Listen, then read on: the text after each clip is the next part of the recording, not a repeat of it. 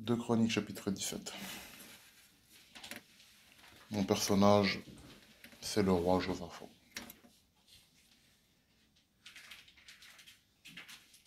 Gloire à Dieu. Je lis au nom du Seigneur. Josaphat, son fils, régna à sa place. Il se fortifia contre Israël. Il mit les troupes dans toutes les villes fortes de Juda et des garnisons dans le pays de Juda et dans les villes d'Éphraïm dont Asa son père s'était emparé. L'Éternel fut avec Josaphat parce qu'il marcha dans les premières voies de David son père, et qu'il ne marcha point les Baals, car il eut recours au Dieu de son père, et il suivit ses commandements, sans imiter ce que faisait Israël. L'Éternel affermit la royauté entre les mains de Josaphat, et à qui tout Juda apportait des présents, et à qui eut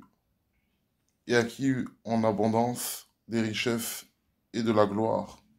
Son cœur grandit dans les voies de l'Éternel, et il fit encore disparaître de Juda les hauts lieux et les idoles. La 3e année de son règne, il chargea ses chefs, Ben-Haïl, Adias, Zacharie, Nathanaël et Miché, d'aller enseigner dans les villes de Juda. Il envoya avec eux les Lévites, Shemaïja, Nathania, Zébadia, Azaël, Shemiramoth, Jonathan, Adonijah, Tobijah et Tod Adonijah. Lévites et les sacrificateurs, Elishama et Joram. Ils enseignèrent dans Juda, ayant avec eux le livre de la loi de l'Éternel. Ils parcoururent toutes les villes de Juda, et ils enseignèrent parmi le peuple. La terreur de l'Éternel s'emparait de tous les royaumes des pays qui environnaient Juda. Et ils ne firent point la guerre à Josaphat. Les Philistins apportèrent à Josaphat des présents et un tribut en argent. Et les Arabes lui amenèrent aussi du bétail 7 700 béliers et 7 700 boucs. Josaphat s'élevait au plus haut degré de grandeur. Il bâtit en Juda des châteaux et des villes pour servir de magasins. Il fit exécuter beaucoup de travaux dans les villes de Juda, et ils avaient à Jérusalem des vaillants hommes pour soldats. Voici leur dénombrement selon la maison de leur père.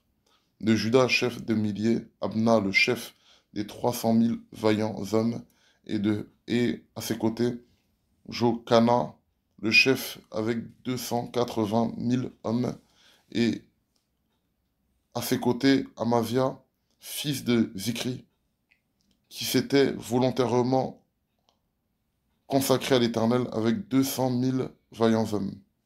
De Benjamin, Eliada, vaillant homme avec 200 000 hommes armés de l'arc et du bouclier, et à ses côtés, Zozabad, avec 180 000 hommes armés pour la guerre.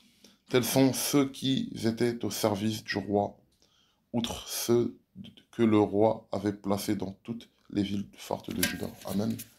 Que le nom du Seigneur soit béni. Pourquoi j'ai pris ce personnage? Parce que ce personnage vient après un roi qui a lui aussi craint l'Éternel. Amen. Et il n'a pas fait comme le royaume d'Israël, mais il a suivi tout simplement l'enseignement qu'il avait reçu de son père. Et qu'est-ce que Dieu va faire? Dieu va le bénir dans tout ce qu'il va entreprendre. Dieu va l'élever au plus haut degré. Et en fait, ce chapitre 17, si vous le voyez, il est simple de lecture, mais il dit tout. Amen. Amen. Si tu me remets toutes choses entre les mains du Seigneur, tu fais ce qui est juste devant Dieu, tu ne seras jamais pauvre. La pauvreté n'est pas de Dieu. La pauvreté, c'est un signe de malédiction. Tu as de l'argent dans tes mains et puis tout d'un coup, tu ne sais pas ce que tu en as fait, ça a disparu. Ça, il faut prier pour cela. Amen. Mais au-delà de ça, il faut comprendre que Josaphat, en fait, il a fait ce qui était juste, en fait, devant Dieu. Il s'est confié en l'Éternel et il a recherché Dieu en premier lieu. Il aurait pu se dire, je suis roi, je fais ce que je veux. Non. où je fais comme les rois d'Israël qui, eux, adorent les Baals, les Molochs, etc., etc., etc. Lui, il a recherché Dieu. Non seulement il a recherché Dieu, et il a chargé des Lévites d'aller enseigner dans tout le royaume de Juda. Parce qu'il est roi. Et lorsque tu es roi, lorsque tu es choisi dans ta famille, tu te dois aussi d'apporter cette parole-là à ta famille. Si tu ne le fais pas, tu te chargeras de leur sang. Mais lui, qu'est-ce qu'il a fait? Il a enseigné des prêtres, des Lévites, et il leur a dit, allez dans les contrées, allez apporter ma parole. Et ce que je retiens de tout ça, c'est que non seulement il s'affermit lui-même dans sa voie avec le Seigneur, et une fois que lui-même il est prêt, bah, il envoie aussi ses serviteurs aussi apporter la bonne parole, sachant que Israël connaissait Dieu. Mais il les a envoyés quand même apporter la parole de Dieu parce qu'il est le roi. Et le roi, en fait, il faut savoir une chose, quand tu es roi, aujourd'hui il n'y a pas de roi certes, mais tu es roi ou reine dans ta famille. Et si tu ne prends pas les bonnes décisions, tu vas faire couler toute ta famille avec toi. C'est ça la réalité. Et Josaphat, lui, en étant le père de la nation, il se devait de donner la bonne direction à sa nation. Et quand il a fait ça, Dieu a inspiré la terreur dans tous les royaumes qui environnaient Juda. Ils ont eu de la crainte vis-à-vis de ce roi-là parce qu'ils se sont dit, oh, c'est un homme qui craint Dieu. Dieu lui a donné encore plus d'hommes encore vaillants pour le protéger. Au-delà de ça, il a la prospérité, il est riche. Tout le monde apporte des présents. Les présents que les gens, ou les Arabes, ou ceux qu'on voit dans ces textes lui apportaient, c'est tout simplement à Dieu qu'il apportait ces choses, en fait. Ils apportaient ça à Josaphat, mais en fait, ils apportaient ça à Dieu parce que Josaphat émanait en lui la présence de Dieu, qui faisait que, tellement qu'il s'est affermi en lui, bah, les hommes, en fait, apportaient certes des tribus à Josaphat, mais inconsciemment, ils les apportaient à Dieu, donc ils donnaient leur dîme aussi à Dieu. Amen. Voilà ce que c'est aussi le tribut. Mais ce personnage-là, pourquoi je l'ai pris ce matin, c'est qu'en fait, il nous montre en fait le chemin.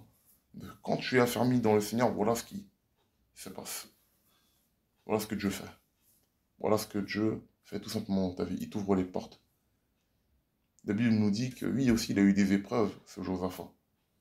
Mais Dieu l'a toujours délivré. Amen. Parce qu'il a placé son espérance en l'éternel. Ce matin, nous devons comprendre que voilà, cette année est bientôt finie. Nous devons placer notre espérance en l'éternel, tout simplement pour l'année 2025. Amen. Placer notre espérance en l'éternel, nous remettre entre les mains du Seigneur, le rechercher en premier lieu, lui donner la place, toute la place qui lui est due dans notre vie. Et Dieu, lui, s'occupera du reste. Parce que lui, Dieu, sait ce qu'il y a de mieux pour nous. Des fois, nous avons des choix que nous voulons prendre pour une telle quelconque orientation. Mais c'est Dieu qui a le meilleur choix pour nous. Amen. C'est Dieu qui peut mieux nous placer que nous, même on ne le pense. Amen. Donc voilà, ce texte, il prend fin. Que vraiment le nom du Seigneur soit béni. Voilà mon passage dans le livre de Chroniques, chapitre 17.